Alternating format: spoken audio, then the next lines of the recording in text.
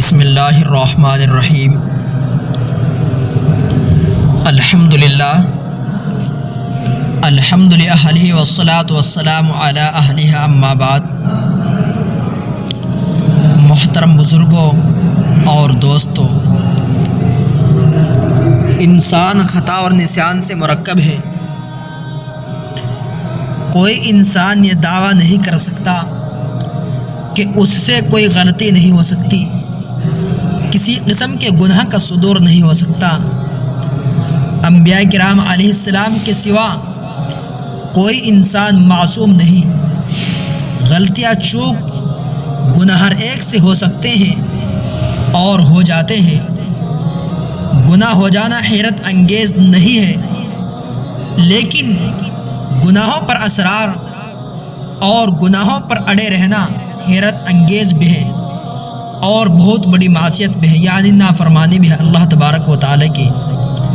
انسان سے جو ہی کوئی گناہ ہو، خواہ جان بوجھ کر یا غفلت و لاپرواہی کی وجہ سے، اس پر لازم ہے کہ فوراً نادم ہو، شرمندہ ہو، توبہ و استغفار کرے اور اس گناہ کا ارتکاب نہ کرنے کا عہد کرے، یعنی اللہ تبارک و تعالیٰ سے اس گناہ کا آئندہ نہ کرنے کا وعدہ کرے۔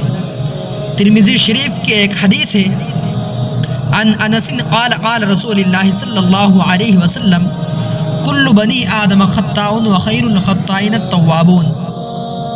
حضرت انس رضی اللہ عنہ روایت کرتے ہیں کہ رسول اللہ صلی اللہ علیہ وسلم نے ارشاد فرمایا، ہر انسان خطا کار ہے اور سب سے اچھے خطا کار وہ لوگ ہیں جو توبہ کرنے والے ہیں۔ سورہ تحریم میں ہے، یا ایھا الذین آمنوا توبوا الی اللہ توبۃ نصوحا عسى ربکم ان یکفر عنکم سیئاتکم ویدخلکم جنات تجری من تحتها الانہار۔ اے ایمان والو، اللہ سے خالص توبہ کرو، امید ہے کہ تمہارا پروردگار تمہارے گناہوں کو مٹا دے گا اور تمہیں ایسے باغوں میں داخل کرے گا جس کے نیچے نہریں جاری ہیں۔ جب بندہ کوئی گناہ کر لے پھر اس کا اعتراف کرتے ہوئے، یعنی اس گناہ کا اقرار کرتے ہوئے توبہ و استغفار کرے تو اللہ تعالیٰ اس کی توبہ قبول فرماتا ہے، اور کسی بھی بندے کے لیے یہ بہت ہی سعادت یعنی خوشی و نیک بختی یعنی کامیابی، سعادت و نیک بختی کی بات ہے کہ اس کے نامہ اعمال میں زیادہ سے زیادہ توبہ و استغفار ہو۔ محترم حضرات، توبہ کے بعد پھر وہی گناہ ہو جائے تو پھر توبہ کرنی چاہیے، بار بار گناہ ہو جائے تو بار بار توبہ کرنی چاہیے، اور کبھی بھی اللہ کی رحمت سے مایوس نہیں ہونا چاہیے، اور یہ نہیں سوچنا چاہیے کہ میں توبہ کرتا ہوں پھر گناہ کر بیٹھتا ہوں، اب اللہ تبارک و تعالیٰ مجھے کیسے معاف کریں گے۔ ایسا سوچنا حرام ہے۔ اللہ تعالیٰ کی رحمت سے مایوسی کفر ہے۔ لا تقنطوا من رحمت اللہ، اللہ کی رحمت سے مایوس مت ہو۔ جب توبہ کی جائے، خالص توبہ ہی کی جائے، آئندہ گناہ نہ کرنے کا پورا عزم ہو، یعنی جب بندہ اللہ تبارک و تعالیٰ سے توبہ کرے تو آئندہ گناہ نہ کرنے کا پورا پکا وعدہ کریں، لیکن اگر خدا نہ خواستہ نفس کے بہکاوے میں آ کر پھر گناہ ہو جائے تو پھر توبہ کریں، اور جب جب ایسا ہو تب تب توبہ کریں، اللہ سے اپنے گناہوں کی مغفرت چاہیں۔ اللہ غفور الرحیم ہے، وہ گناہوں کو بخشے گا، بار بار بخشے گا، خواہ گناہوں کی مقدار آسمان و زمین کی وسعت کے برابر ہو جائے، یعنی جتنا فاصلہ آسمان اور زمین کے برابر ہے اتنے گناہ ہو جائے، اور خوش بھی ہوگا کہ میرا بندہ میری بخشش و مغفرت کا امیدوار ہے اور جانتا ہے کہ میں غفور رحیم ہوں، میں ہی گناہوں کو بخشتا ہوں۔ ابو داؤد شریف کی حدیث ہے، عن ابی بکر صدیق قال قال رسول اللہ صلی اللہ علیہ وسلم ما اصر من استغفر وَإِنْ عَادَ فِي الْيَوْمِ 70 مرة۔ حضرت ابو بکر صدیق رضی اللہ عنہ روایت کرتے ہیں کہ رسول اللہ صلی اللہ علیہ وسلم نے ارشاد فرمایا، اس نے گناہوں پر اصرار نہیں کیا۔ جس نے استغفار کر لیا اگرچہ دن میں 70 مرتبہ ایسا ہوا ہو۔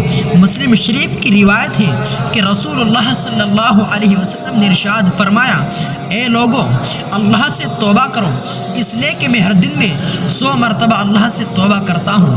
سوچنے کا مقام ہے کہ رسول خدا صلی اللہ علیہ وسلم تو گناہوں سے معصوم ہونے کے باوجود ایک دن میں 100 مرتبہ توبہ و استغفار کرتے تھے، اور ہم جیسے گناہ گار خطاؤں میں غرق، معصیت میں ڈوبے ہوئے، یعنی گناہوں میں ڈوبے ہوئے توبہ کی بات بھی نہیں سوچتے، جبکہ توبہ کا دروازہ کھلا ہوا ہے۔ اللہ کی رحمت و مغفرت ہمارا انتظار کر رہی ہے، مگر ہم ہیں کہ اللہ کی رحمت و مغفرت سے دامن بھرنے کے لیے آگے نہیں بڑھتے۔ حدیث میں ہے کہ جب بندہ کوئی گناہ کرتا ہے تو اس کے دل پر ایک سا دھبا پڑ جاتا ہے، پھر توبہ و استغفار کرے تو دھبا صاف ہو جاتا ہے اور دل چمکنے لگتا ہے، لیکن اگر توبہ نہ کرے، گناہ پر گناہ کرتا چلا جائے تو دھبا بھی بڑھتا رہتا ہے تو دھبا بھی بڑھتا رہتا ہے، یہاں تک کہ پورا دن سیاہ ہو جاتا ہے۔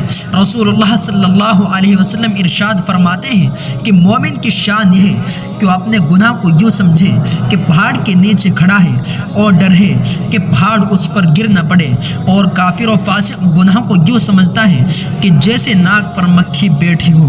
بزرگوں اور دوستوں، توبہ و استغفار دنیا کے غموں کا علاج اور کشائش رزق کا سبب ہے، اس سے دین بھی بنتا ہے اور دنیا بھی۔